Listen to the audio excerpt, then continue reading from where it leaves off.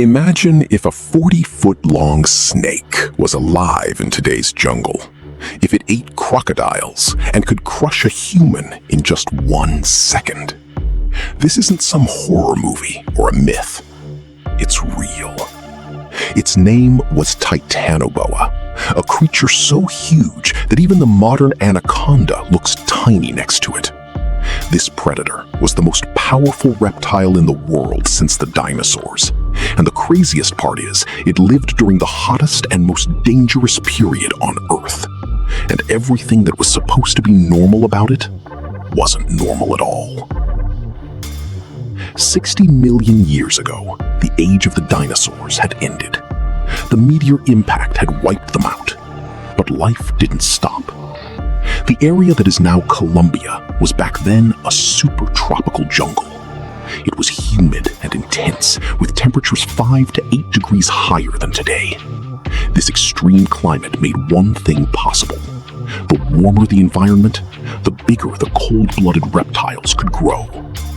And it was in this environment that Titanoboa was born. Scientists discovered its fossils in 2009. The location was Cerrejón Coal Mine, Colombia. When they first saw the vertebra, their reaction was simple. This isn't normal.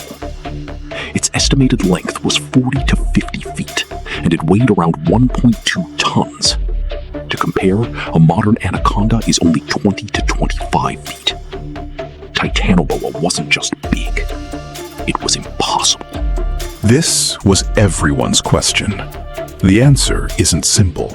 Cold-blooded animals rely on their body heat and environment. The more stable and higher the temperature, the more they can reproduce. During the Paleocene, Earth was in a greenhouse mode. CO2 levels were insane. Humidity wasn't high, and there were no ice caps. Perfect conditions for a monster. Titanoboa hacked evolution. There were no dinosaurs, but there were prehistoric croc-like predators, an extinct group of crocodilians. Crocodiles and gators could have been Titanoboa's prey. Titanoboa wasn't venomous, it was a constrictor, meaning it would wrap around its prey. It squeezes until the lungs collapse, and when you're being squeezed by a ton of weed, there's no chance at all. A normal snake's skull is flexible, but the Titanoboa's skull structure was insanely powerful. Its jaw could open to an insane level. Scientists believe it could even swallow giant turtles and crocodiles. If it were alive today, humans could be on its menu. But the most disturbing thing wasn't its size. It was that Titanoboa warned us about climate change. If the Earth gets that hot again, could giant reptiles come back? Titanoboa wasn't just a big snake. Its body was like a biological crushing machine. Every vertebra was thicker, every muscle denser than a normal snake. When scientists analyzed the fossils, they found the vertebrae diameter was almost double that of a modern anaconda. Today's biggest snakes are the eunuchs, nor in length 25 feet max, weight about 250 kilograms. Titanoboa, length 40 to 50 feet, weight over 1,000 kilograms. It's not just about size, it's about power ratio. These snakes don't have venom. They bite and immediately coil their bodies around the prey. People think snakes suffocate their prey, but the reality is even more brutal. They don't crush the lungs, they stop the heart. When a ton of weight presses on your ribs, it can stop blood circulation in seconds. Scientists say large constrictors can stop prey in 30 to 60 seconds. Imagine if that constrictor was 4 times stronger. It could take down prey in 10 to 15 seconds. You can die in the sacred. Titanoboa doesn't just hunt, he executes. He spends most of his time in the water, kind of like a modern anaconda. That's his advantage. His massive weight almost becomes neutral underwater. He moves silently, with only his eyes and nose above the water. When the prey comes close, it's just a second. One quick second, and it's all over. In the crayon formation fossils that were found, there were crocodile species too.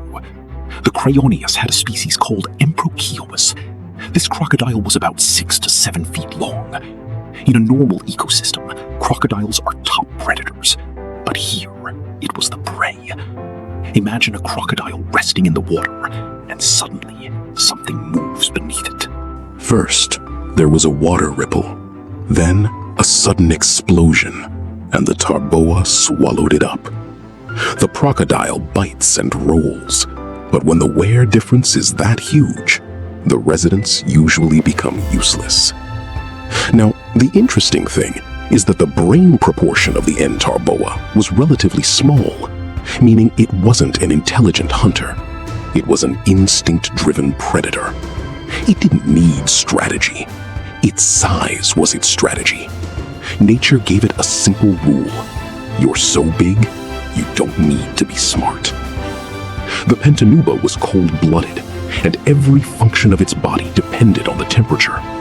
If the climate had been 2 to 3 degrees cooler, it wouldn't have been able to form such a large group. What this means is that the existence of the Titanoboa proves that during the Pliocene, Earth was in an extreme greenhouse phase. Scientists estimate the average temperature could have been 33.4 degrees Celsius, basically permanent summer and permanent humidity, a nightmare for any reptile. The time difference is complicated. Dinosaurs might have gone extinct around 6 million years ago. Titanoboa appeared about 60 million years ago, so they never directly met, but they shared the same ecosystem.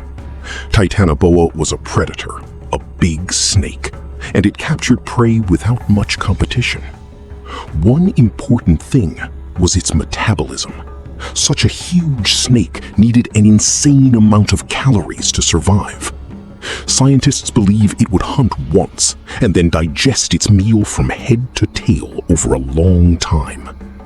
Titanoboa probably ate something like a rhino or a crocodile and then rested for a month or two. But when it got hungry, the jungle would fall silent.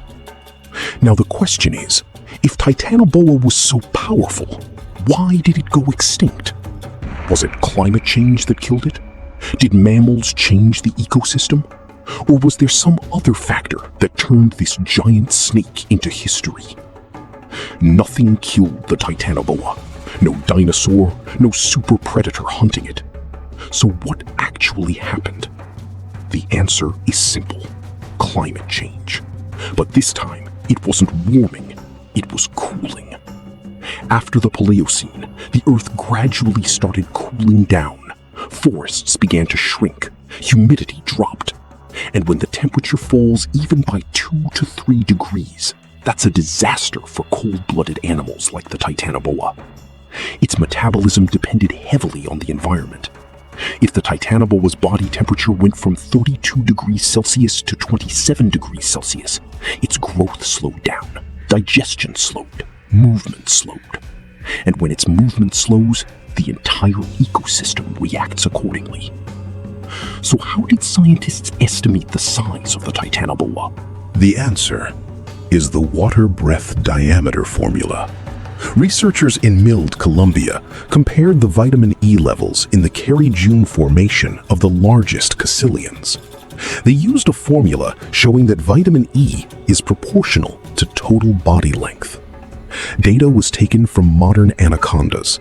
Then a regression model was applied. The result showed that the estimated length was 42 to 47 feet, with a weight of 1,100 from 1,300 kilograms. This wasn't just any guess, it was a mathematical restoration. Now, the most shocking calculation. Today's 25-foot inner container generates pressure around 90 meters.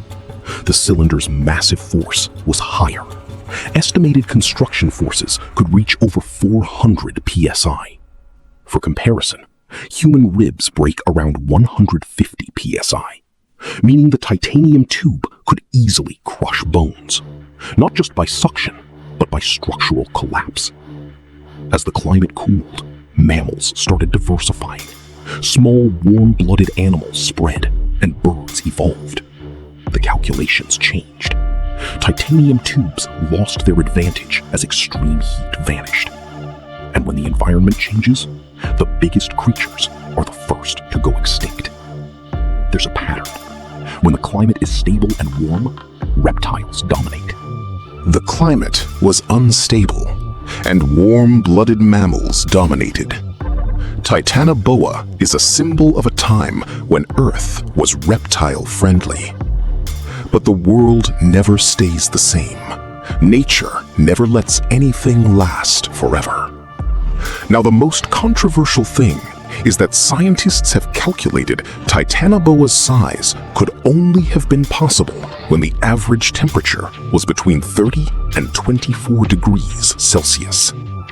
If Earth reached that level again today, theoretically, large reptiles could grow back. This isn't Hollywood talking. These are modern climate biology models. But the difference now is that hominids control the ecosystem, so it's impossible for a monster exactly like Titanoboa to come back. Still, the concept is that an extinction transition like that is impossible if Titanoboa was a single ecosystem. But if it wasn't, what if it never happened and it was still alive today in the Amazon rainforest? Could the military stop it? Would the streets be safe? Would it become a silent shadow and turn humans into ghosts? The tyrant wasn't just a dinosaur. It was a product of the climate, an experiment of the ecosystem. And when the experiment failed, nature deleted it. But the question is still alive. Can we prepare the environment for some future tyrant number?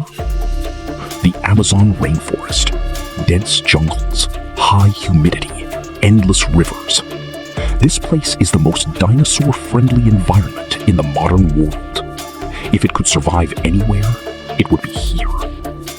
But the difference is, 60 million years ago, humans didn't exist. Now, humans are everywhere. And that's the game changer. Imagine a research team surviving in the Amazon. They find unusual drag marks near the water, white patterns over 25 feet long.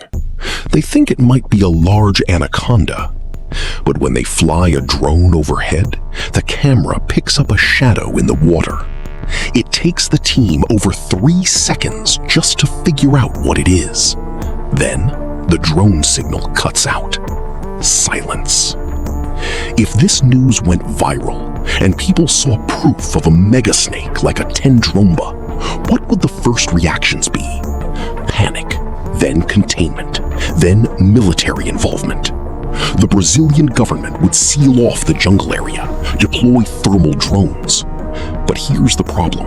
The thick jungle and water limit how long you can spend there, and thermal signatures can be weak.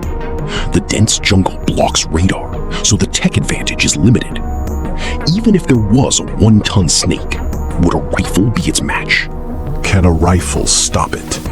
The answer is yes, but not easily. Its skin is tough and muscles are dense. If you don't get a headshot, it'll get injured and might get even more aggressive. And if it dives into the water, tracking it becomes almost impossible, even with night vision. In the Amazon, there are predators like anacondas and jaguars, but the giant anaconda is the biggest.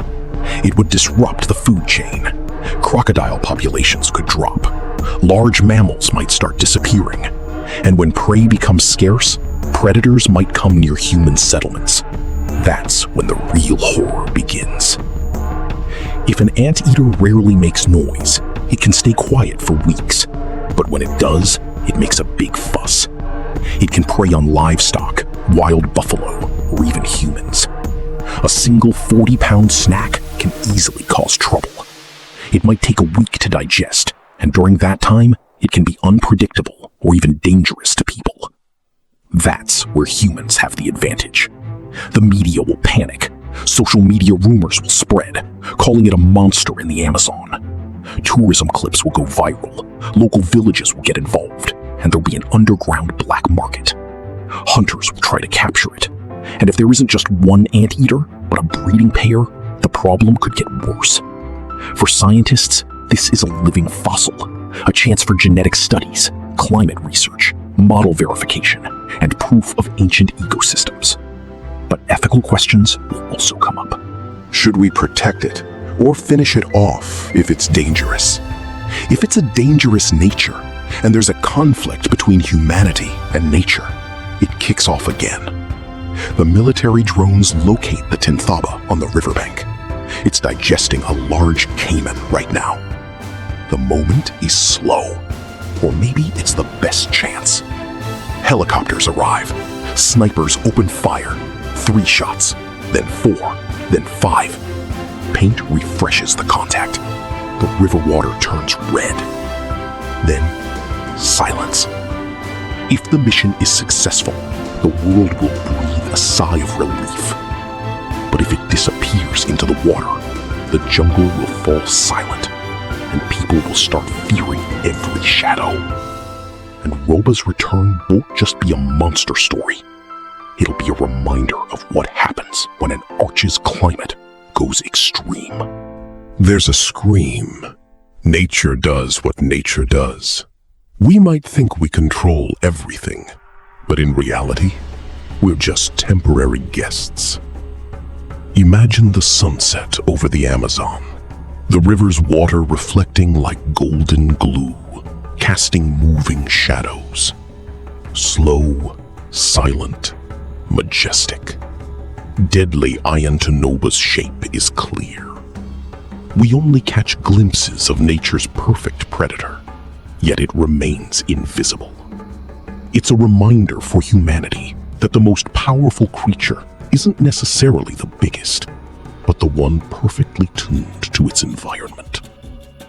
Anaconda has reached its extreme because of climate and ecosystem shifts. But the impact of the whole story is still alive. Size and power don't matter. Environment does. Only in extreme conditions do giant creatures grow. Human evolution and climate shifts have wiped out predators. This isn't just history. It's warning. A warning for the future. Anaconda has given us a hidden lesson. When the environment is extreme, evolution is usual. If Earth goes back to extreme heat again, practically, table-sized rhinos could survive. Nature always adapts. Humans control the temperature, meaning every species has its own balance and limits. In the story of Tyrannosaurus Rex, human imagination also plays a part. Movies, games, books are all inspired by it. We tend to think monsters only exist in fiction, but in reality, monsters are just products of the environment. And the fossils of T-Rex prove that the impossible can sometimes become possible.